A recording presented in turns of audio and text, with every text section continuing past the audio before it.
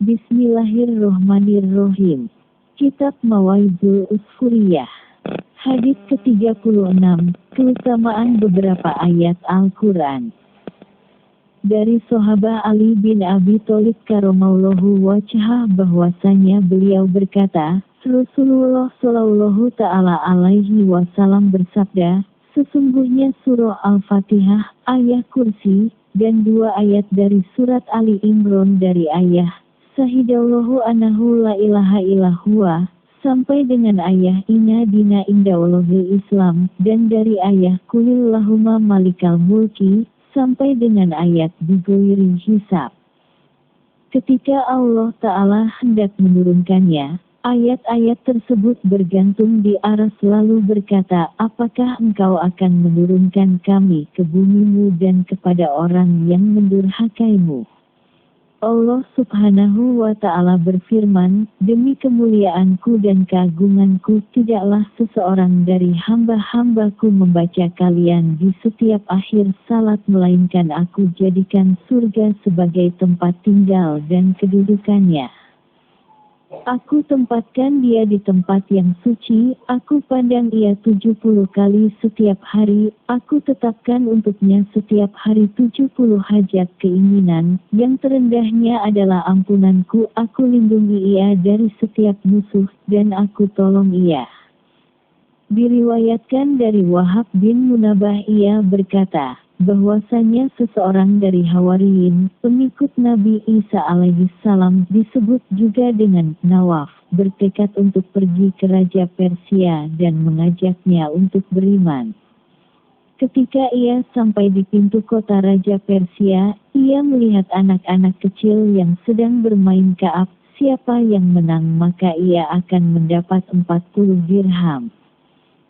Lalu Nawaf al-Hawari memperhatikan anak-anak tersebut, ia pun paham permainan mereka, lalu ia masuk ikut bermain bersama mereka, dan mengalahkan mereka semua, dan di antara mereka ada anak menteri. Anak itu berkata kepada Nawaf, wahai Syekh, ikutlah bersama kami ke rumah kami. Maka Nawaf al-Hawari berkata kepadanya, pergilah kepada ayahmu, dan mintalah izin kepadanya.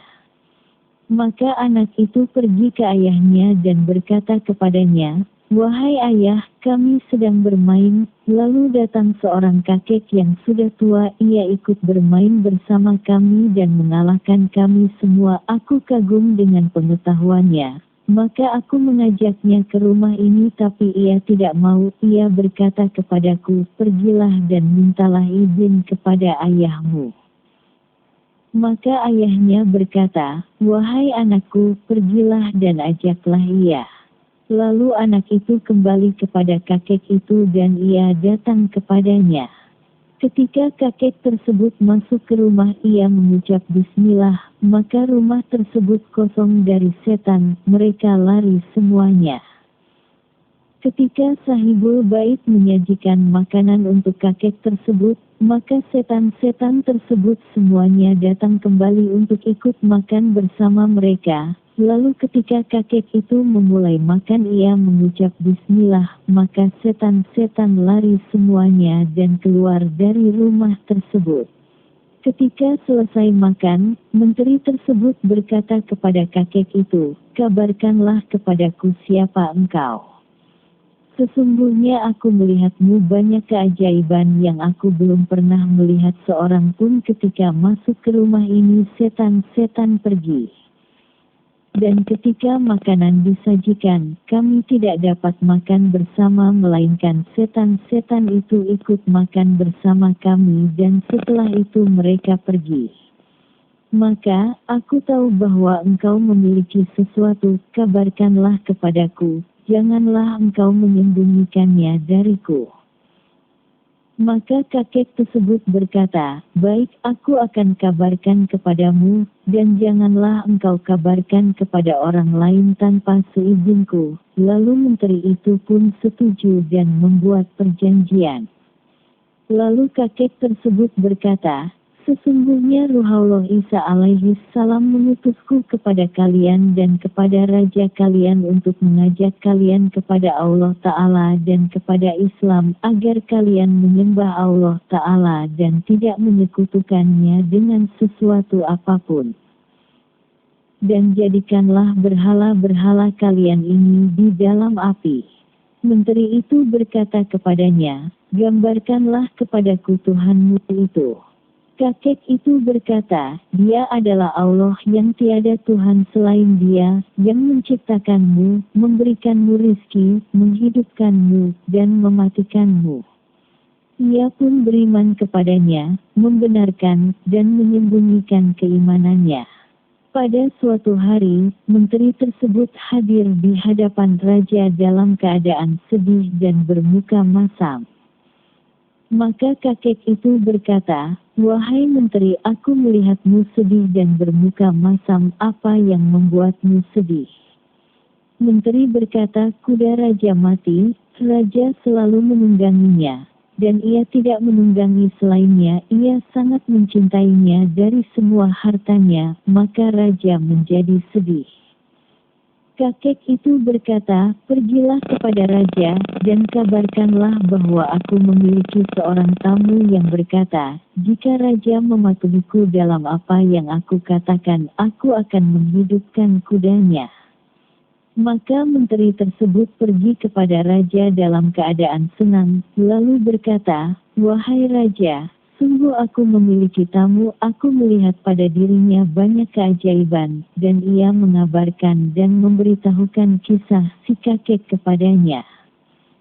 Menteri pun berkata, ia berkata, jika raja mematuhiku dalam apa yang aku katakan, aku akan menghidupkan kudanya atas izin Allah Ta'ala, maka raja tersebut menerima tawaran tersebut.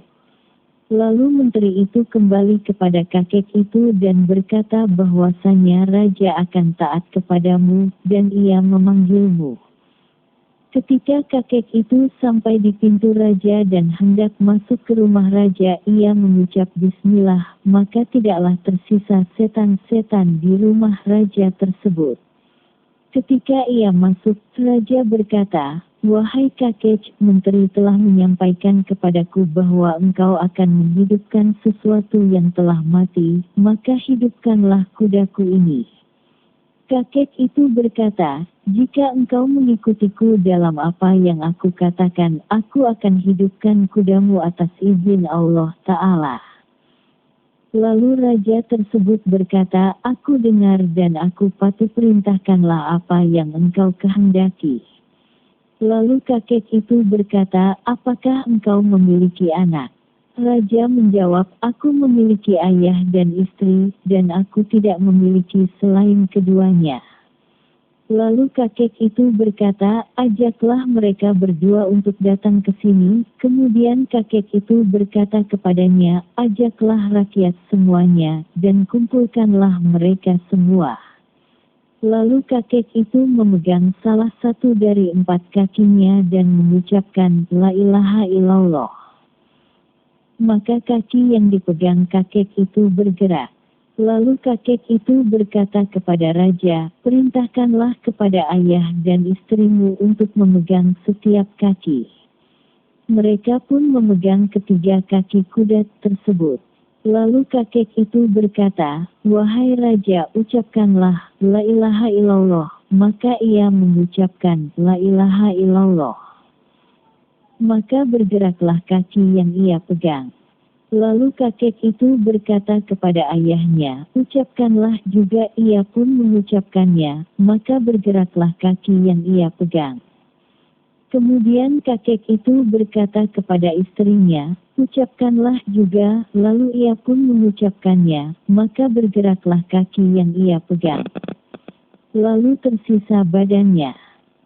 Maka kakek itu berkata, perintahkanlah rakyatmu agar mereka semua mengucapkan, la ilaha illallah. Lalu mereka pun mengucapkan, la ilaha illallah. Maka kuda tersebut bangkit atas izin Allah Ta'ala, dan membebaskan rambutnya. Mereka pun takjub melihat hal tersebut, dan mereka semua masuk Islam. Alhamdulillah.